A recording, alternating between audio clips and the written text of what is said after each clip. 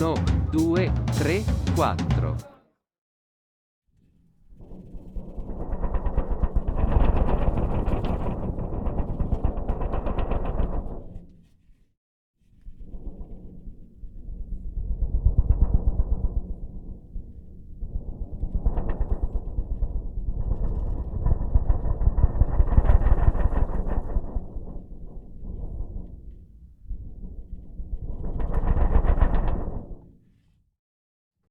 À la liberté, qui est le premier besoin du peuple.